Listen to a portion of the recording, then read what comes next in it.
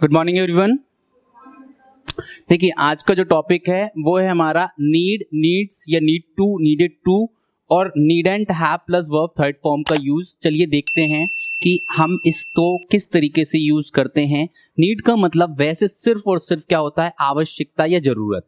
तो इसका जो यूज है वो थोड़ा सा अलग अलग जगह पर अलग अलग तरीके से इसका यूज होगा। तो चलिए आगे बढ़ते हैं और देखते हैं कि हम कैसे इसका यूज करेंगे।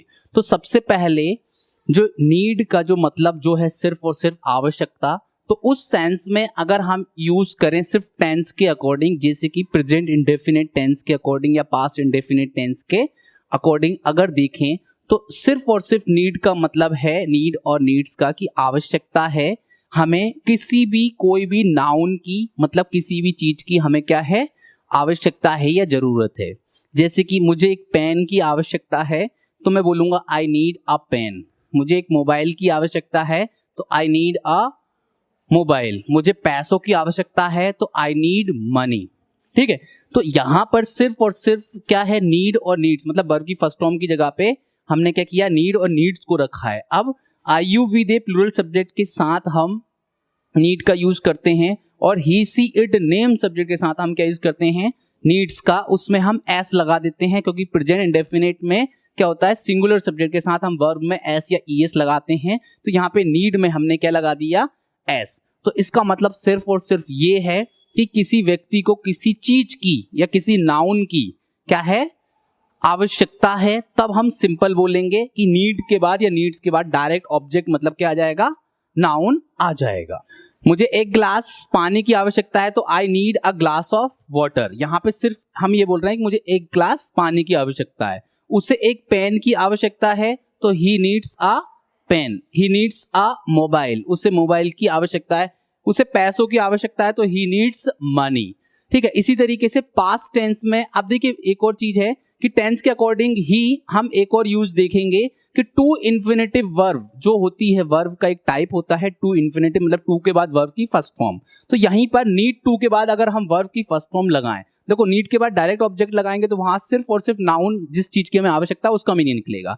लेकिन यहाँ पे नीड टू उसके बाद वर्ब की फर्स्ट फॉर्म, इसका मतलब ये है कि आपको या किसी को भी कोई काम को करने की आवश्यकता है, तो वहां पे टू के बाद क्या आ जाएगी, वर्ब की फर्स्ट फॉर्म। इसका मतलब है किसी व्यक्ति को कोई काम को करने की आवश्यकता है या फिर जरूरत है, तब हम नीड टू उसके बाद वर्ब की फर्स्ट फॉर्म लगाएंगे। जैसे एक सब्जेक्ट लगाएंगे नीड या नीड्स, उसके बाद टू, उसके बाद वर्ब की फर्स्ट फॉर्म, उसके बाद ऑब्जेक्ट। जैसे कि आपको पेन खरीदने की आवश्यकता है, हम ये बोल रहे हैं कि आपको पेन की आवश्यकता है तो यू नीड अ पेन, लेकिन पेन खरीदने की बात कर रहे हैं तो बाय, टू के बाद बाय लग गया। ठीक है, उसे अंग्रेजी सीखने की आवश्यकता है तो he needs to learn English. मुझे एक गिलास पानी पीने की आवश्यकता है तो I need to drink a glass of water. इस तरीके से तो टू के बाद क्या आ जाएगी, वर्ब की फर्स्ट फॉर्म। ठीक है, अब देखेंगे इसी का नेगेटिव सेंटेंस बनाना हो तो डू या डज नॉट लगाएंगे, डू नॉट या फिर does not. I you we they subject के साथ डू नॉट लगाएंगे, he she it name subject के साथ क्या लगाएंगे,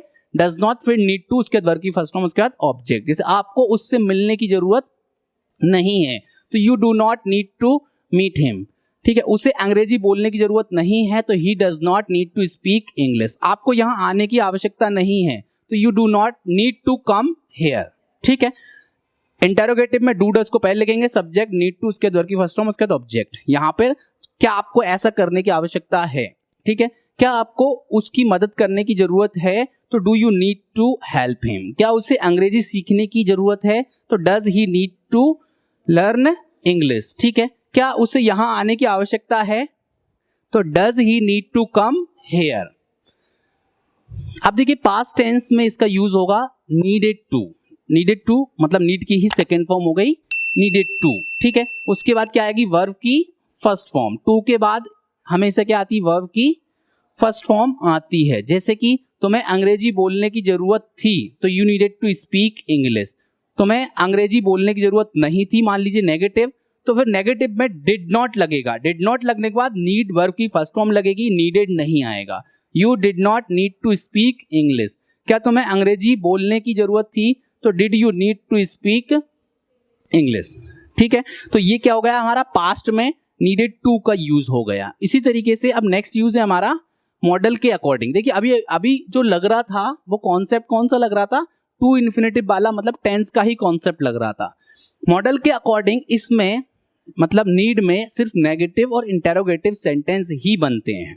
मतलब अफर्मेटिव सेंटेंस अगर आपको बनाने हैं तो टू इन्फिनेटिव वाला जो कॉन्सेप्ट है जो अभी हमने देखा उसके अकॉर्डिंग ही बनेंगे, मतलब टेंस के अकॉर्डिंग बनते हैं। ठीक है, अब ये कि मॉडल वर्ब का मतलब ही क्या होता है, ऑक्सिलरी वर्ब, सहायक क्रिया। मतलब कि यहाँ पे उसमें क्या कर रहे थे, नेगेटिव में डू या डज नॉट या डिड लगा रहे थे। अब यहाँ पर क्या लगा रहे हैं, डायरेक्ट नीड के बाद ही नॉट लगाएंगे और इंटेरोगेटिव सेंटेंस में नीड को ही क्या करेंगे, पहले लिखेंगे। ठीक है, जैसे आपको अपने जूते उतारने की जरूरत नहीं है तो you needn't take off your shoes. इसी को आप क्या कर सकते हैं, यू के साथ डू नॉट लगा के भी बना सकते हैं, you do not need to take off your shoes.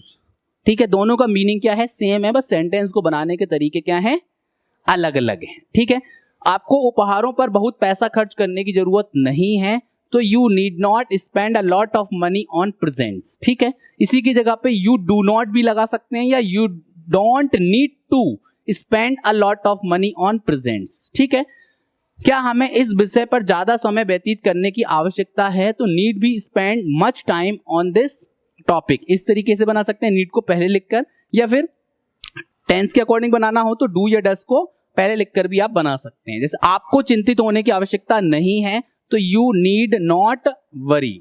ठीक है, इस तरीके से उसे भयभीत होने की जरूरत नहीं है तो सी नीडंट बी स्केयर्ड। क्या मुझे उसे पत्र लिखने की आवश्यकता है तो need I write a letter to him. क्या अब तुम्हें वहां जाने की आवश्यकता है तो need you go there now. इस तरीके से ये मॉडल वर्ब के अकॉर्डिंग, ठीक है, इसका नीड का यूज है। अब देखिए एक और वर्ड है जो नेगेटिव, जिसका मीनिंग होता है हार्डली या स्केर्सली। मतलब कि जहां पर हम नॉट ना लगाएं और सिर्फ हार्डली या स्केर्सली का यूज कर लें तब भी इसका मीनिंग क्या निकलेगा, नहीं। मतलब ये ऑलरेडी क्या है, नेगेटिव वर्ड है। मतलब इनका मतलब ही क्या निकलता है, मुश्किल से या ना के बराबर, ना ऐसे हमें बोलना हो। जैसे कि I need hardly take his help, मतलब कि मुझे शायद ही उसकी सहायता की आवश्यकता है, मतलब नहीं है। हम जब नेगेटिव सेंस में बोलना चाह रहे हैं वहां हम नॉट नहीं लगाते, क्यों, क्योंकि हार्डली या स्केर्सली खुद में ही एक नेगेटिव वर्ड है, इसलिए। ठीक है, जैसे I need scarcely say that it is your own house, मतलब मुझे शायद ही यह कहने की आवश्यकता है कि यह घर आपका है, मतलब कहने की आवश्यकता है ही नहीं है। तो ये इस तरीके से भी हार्डली या स्केर्सली का यूज होता है नेगेटिव सेंस में।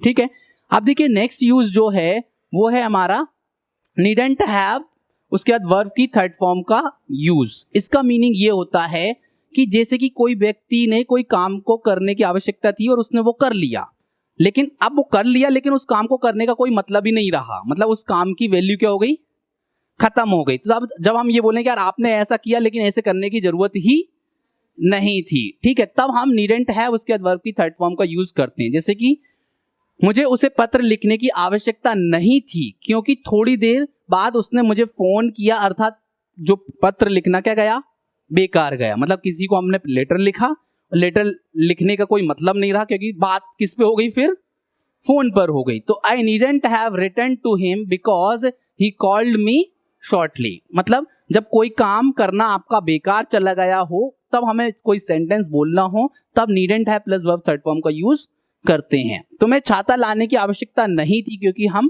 कार से जा रहे हैं। इसका मतलब है कि जो छाता लाना क्या रहा, बेकार रहा, कोई काम का नहीं रहा। ठीक है, you needn't have brought your umbrella because we are going by car. तो इस तरीके से needn't have plus third form का यूज हमने अभी देखा। तो ये हो गए हमारे नीड, नीडेड टू या नीड टू, उसके बाद नीडंट हैव और हार्डली या स्केर्सली का यूज हमने देखा। Any doubt? ठीक है, थैंक यू।